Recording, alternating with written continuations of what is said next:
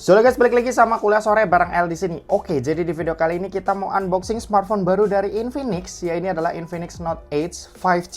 Ya ini adalah smartphone baru dari Infinix yang segmennya baru ya bisa dibilang, karena nama Edge sendiri pertama kali dikenalin di seri Note dan di smartphone Infinix. Oke, sekarang kita mau lihat aja langsung boxnya seperti ini, simple, di atas abu-abu muda, di bawah hitam. Lalu di sini ada tulisan Infinix Note 8 5G.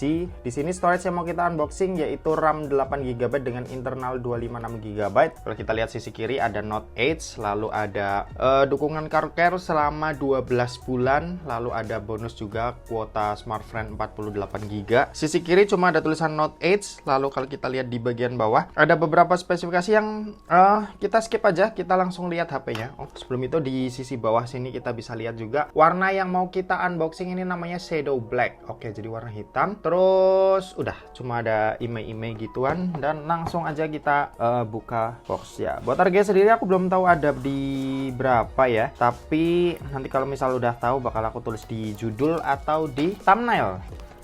Oke, buat pilihan storage sendiri ada di 8128GB sama 8/256 kayak yang kita bahas sekarang ini, dan langsung aja kita lihat ya. Ini katanya smartphone tertipis yang pakai baterai 6500 mAh, jadi cukup menarik. Dan di sini kita dapat screen protector tambahan yang modelnya curve ya. Sisi kanan kiri dia agak melengkung gitu, berarti layarnya harusnya curve. Ini HP-nya, kita singkirin dulu. Kita lihat di bagian bawah kita dapat bundling kartu smartphone 48GB, license by Qualcomm. Oke, lalu ada buku petunjuk penggunaan. Sini ada stiker-stiker. Lalu di sisi bawahnya kita dapat case juga. Oh, case-nya seperti ini. Bagian belakangnya kayak punya iPhone ya. Jadi ada kotakan gede seperti ini. Di sini juga ada bolongan. Harusnya di sini ada kontrol kamera, entah kayak iPhone atau gimana. Nanti kita lihat sama-sama. Lalu kepala chargernya ini 45 watt. Oh, lumayan kenceng nih. 45 watt dengan kabelnya yang USB-A to USB Type-C. Di bawah sini juga ada SIM ejector ya. Oke, seperti itu buat isi-isinya. Sekarang kita beresin, langsung kita lihat smartphone-nya. Oke, ini dia smartphone-nya, Infinix Note 8 5G. Langsung aja kita buka. Seperti ini desainnya, bisa kalian lihat. Dia menyerupai, bisa dibilang ngikutin iPhone sih kalau dari sisi CD-nya. Setupnya sih cuma 2 kamera, tapi nggak tahu ini yang kepake berapa. Kemungkinan cuma 1 ya, karena biasanya HP-HP dari Infinix kameranya 2 atau 3, tapi ternyata yang kepake cuma 1. Di sini tuh ada LED flash. Kalau yang ini entah apa, entah mungkin cuma pajangan. Di sini ada tulisan 50 megapiksel spherical lens. Lalu di sini ada logo Infinix. Ini kita protek dulu kali ya biar dilihatnya enak. Oke, ini dia desainnya seperti ini. Hitamnya cakep ya. Jadi ada pantulan-pantulan cahaya, jadi warna lebih terang juga kalau misal kena pantulan cahaya itu. Cakep. Di sisi kanan, oke, kita lihat ada tombol volume, tombol power, dan di sini ada tombol tambahan lagi. Jadi ini bukan apa ya, kamera button kayak punya iPhone. Entah mungkin ini cuma shutter aja atau buat AI gitu, nanti kita bakal kulik sama-sama. Kalau kita lihat sisi atas, di sini ada lubang speaker, lalu ada mikrofon 2. Oh enggak, ini mikrofon, yang ini IR sensor, dan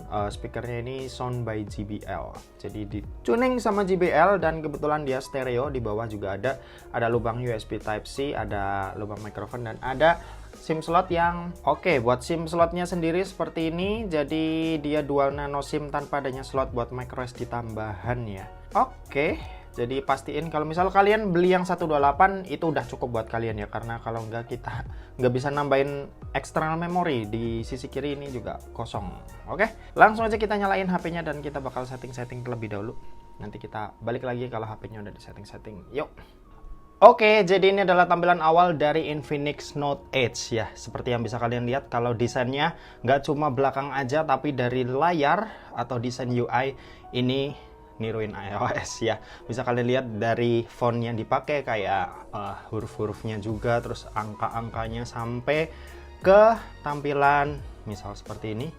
Control centernya juga ya, ini mirip seperti iOS. Oke, tampilan yang cukup kelihatan clean, tapi entah kalian suka atau enggak. Kalau dari aku pribadi sih cukup suka, cuma ngejiplaknya ini terlalu kebangetan ya. Kalau misal dibuat versi mereka sendiri, kayaknya bakal lebih oke. Oke, mungkin seperti itu aja kalau dari penilaianku buat tampilannya. Nih, bisa kalian lihat dia juga buat lock screen-nya juga mirip banget kayak iOS. Terus buat kecepatan baca fingerprintnya ini udah termasuk cepat ya buat ukuran HP. Oh ya, by the way, ini harganya aku udah tahu ya, ternyata harganya ada di 3 jutaan. Lebih tepatnya nanti bakal aku tulis aja di judul atau thumbnail video ini. Oke, sekarang kita bakal lanjut bahas spesifikasinya. Kalian bisa simak aja tabel yang ada di sebelah kanan kayak biasa. Jadi buat chipset smartphone yang satu ini itu pakai MediaTek Dimensity 7100. Ini chipset yang pertama kali diluncurin di dunia ya. Jadi si Infinix Note Edge ini jadi yang pertama yang pakai chipset yang satu ini. Skor Antutunya sendiri aku belum ngecek. Cuma nanti kalau udah aku cek bakal aku tampilin. Terus buat storage-nya sendiri ini ada dua pilihan, yaitu 8128 sama 8256. Ini nggak ada slot buat micro SD tambahan, jadi pastiin kalian udah yakin kalau misalnya ambil yang 128 itu cukup buat kalian. Terus lanjut buat baterai, kapasitasnya ini ada di 6500 mAh ya. Kapasitas yang cukup gede untuk bodi setipis ini, dan buat speed ngecasnya sendiri ada di 45 watt.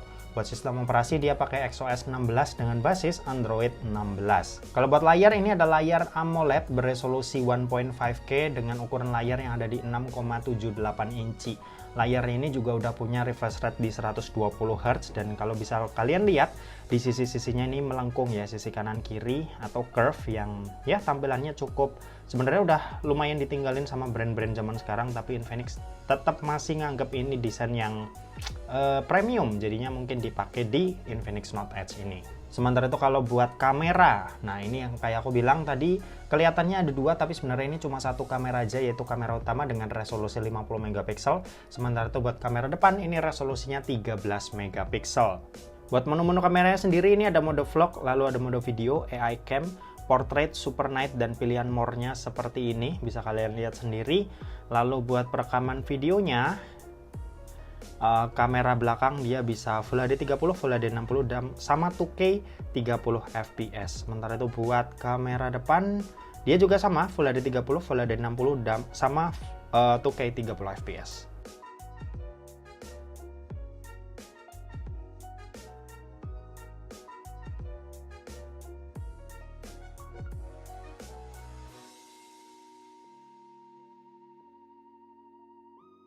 Oke, seperti itu buat spesifikasi dari Infinix Note Edge, dan sekarang aku bakal ngetes performanya pakai game-game yang kayak biasa kita mainin.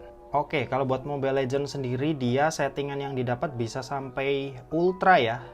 Ultra super, yang berarti dia bisa dapat di 90 fps. Nah, ini agak gelap. Nah, ini dia. Ultra super 90 fps. Ya ini lancar sih, lancar banget malah. Coba kita main bentar aja ya, karena ini cuma video unboxing dan first impression. Oke, kill. Iya.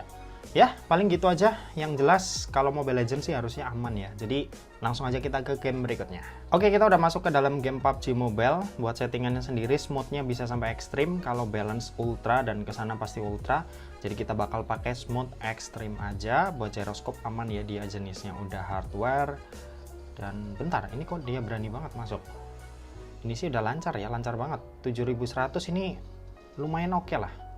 Buat kalian yang doyan main game-game kelas menengah kayak Mobile Legends sama PUBG, ini sih udah cukup banget.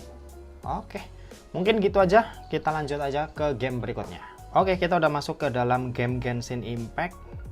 Ini settingan coba kita ubah ke lowest. Oke, lowest 60. Apakah dia bisa dapat 60? Kayaknya enggak, ini around 45, 50, 55 lah ya. Oke, coba kita sedikit ngelawan musuh yang ada di sini. Suaranya bisa kalian lihat. Agak patah-patah ya, ketika in game-nya juga patah-patah. Oke. Ya, tapi masih cukup oke lah ya. Dia masih bisa jalan dengan cukup lancar. Nggak sukanya layar melengkung nih, tadi susah kepencet. Di sebelah sini ngebikin touch-nya miss. Oke. Ya, paling gitu dulu.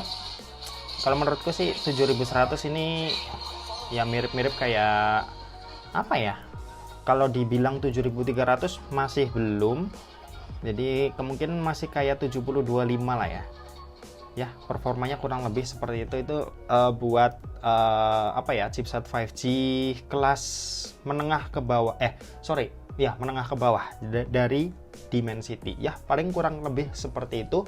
Gimana menurut kalian buat HP harga 3 jutaan dengan performa seperti itu? Tapi ya dia nggak cuma bawa performa sih, dia lebih ngunggulin body tipis setipis ini sama baterainya yang gede ya di 6500 mAh. Cuma itu bisa kita tes nanti di video review. Oke, mungkin segitu aja buat video kali ini. Jadi nanti sisanya bakal kita bahas aja di video review lebih lengkapnya. Terima kasih buat yang udah nonton video ini. Jangan lupa buat like, komen, dan share juga ke teman-teman kalian supaya teman-teman kalian mendapatkan informasi yang bermanfaat dari kuliah sore. Oke, terima kasih buat yang udah nonton video ini sampai habis dan sampai jumpa di kuliah selanjutnya. Bye bye.